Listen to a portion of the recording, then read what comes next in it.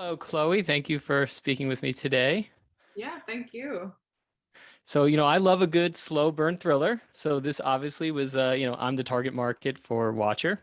And what I found most intriguing about it is that it was, the sense of isolation and powerlessness that Julia feels living in a foreign country where she doesn't speak the language. Um, and I've read that this came about because your production was originally supposed to be in New York, and then it you ended up having to shoot in Romania, and you somehow used that to even enhance the message of the movie and the craft of it. So can you talk a little bit about that? Yeah, absolutely. Yeah, the original script was set in New York. And I mean there was still a little bit of an aspect of, Julia, I think in that version was from a small town and she was moving to a big city. It was sort of like the Gwyneth Paltrow and Seven approach a little bit. Hmm.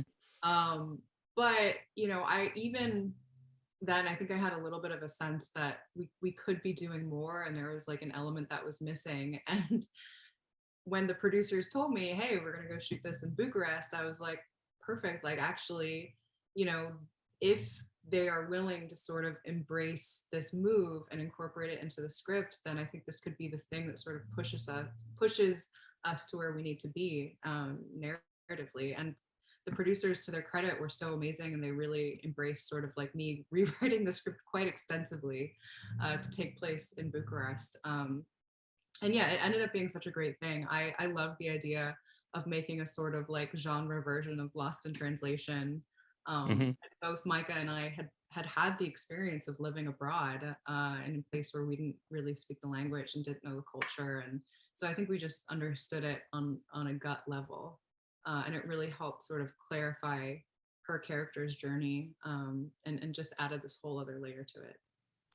Yeah, I also love the title Watcher because it could be the spider or, the neighbor she thinks may be the spider, but it also can mean Julia, who almost has like no voice or agency, and instead is like a passive viewer for much of the movie.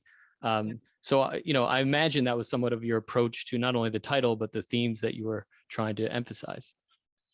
Absolutely. Yeah. I mean, I think I really enjoyed it when we leaned hard into this sort of question of like, is he watching her? Is she watching him?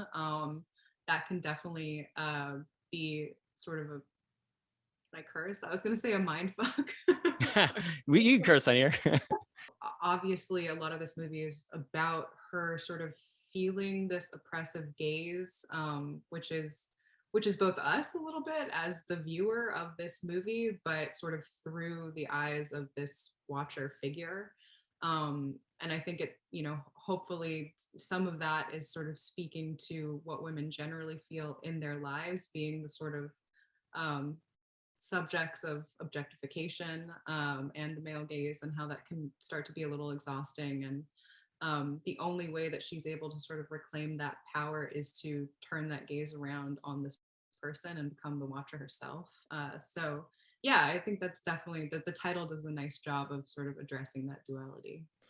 And what sequences are you really most proud of pulling off in this? And I'll say personally, I loved when Julia goes to the apartment across the street to confront like her potential, watcher, because that idea is she is taking action and actually being, instead of just a passive viewer, there's just so much tension and and bravery from her character. So, are there any scenes that you were just really proud that you were able to pull off properly? Yeah, definitely. I think I was always nervous about the train scene because obviously it's such a big moment when she sort of finally comes face to face with this man who's been stalking her, and everything stops. And I feel really proud of that sequence, and also I think it helps that I have Micah Monroe and Vern Gorman, two of these like truly incredible actors, just doing so much of the heavy lifting there. But it's also a sequence where I think I wanted um, to really sort of make the visual design of it do sort of speak to what the movie is about. And so much of the movie is kind of about showing this watcher from far away and obscuring him. And then as he gets closer to her, like the camera sort of gets closer to him as well. And we feel like he's physically invading our space. So by the time that we, reach the sort of climactic moment in that scene on the train, we've come around to his eye line and we're like in this extreme close up and he's looking directly directly into the lens, and hopefully it feels like, you know, he's looking directly at us and Julia. So I'm definitely proud of that one. The sequence where she follows him through the streets of Bucharest, I'm pretty proud of, mostly because it was a massive pain to shoot, because it was raining really hard that day and it was just miserable. And it was us, like, you know, battling people in the background wearing masks and like trying to like set up dolly tracks and like the freezing cold. And it was just one of these things where even though it was horrible to shoot, I think it has paid off in like the look of the film, and it's very atmospheric. So Oh, yeah. for sure. I traveled extensively for work before the pandemic. So for me, this film was just such a treat to be like seeing some, locations that maybe I might have crossed paths in my travels previously. But so I love that Charade was playing at the movie theater. That's a personal like old classic favorite of mine. But were there other movies that you had it kind of in the back of your mind while you were creating this film? Absolutely. Yeah. I think from the beginning, Rosemary's Baby was one we talked about a lot. Also, The Tenant and Repulsion. Um, I think I already mentioned Lost in Translation, ended up being Mhm. actually quite influential when we moved it to Romania. There's a Krzysztof Kieslowski movie, Three Colors Blue, that actually had a pretty big influence on the screenplay, and also the visuals of it. You know, even though it's a very different movie and it's not a genre movie, it's about a woman who's sort of alone in this new apartment, recovering from a trauma.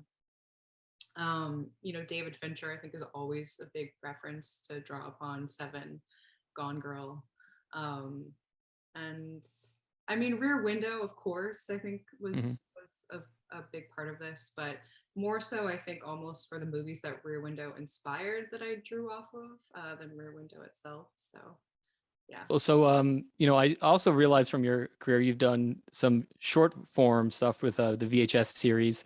But so do you have anything upcoming that we should be aware of? Let's see. Yeah, there's a movie called The Dating Game, which is about a serial killer named Rodney Alcala, who's sort of notorious for having appeared on The Dating Game in the 1970s. So that one I'm really excited about. You know, developing another project with Watcher producers that's kind of a horror takeoff of Russian mermaid folklore, which could be really cool. That piques my interest. um, and yeah, I think yeah, a few other exciting things, but those are the two that feel sort of closest to. That's amazing. My wife made me listen to the dating game a podcast on it. Oh Uh, really? Yeah. yeah, Oh, because we were like gardening and she was like obsessed and freaking out over the story. So she made me go back and watch and listen to that. So that's great. I'll definitely keep my eyes open for that. But well, thank you so much, Chloe. That's all the questions I had. Is there anything that you'd love to say to people who maybe are on the fence whether they want to watch The Watcher?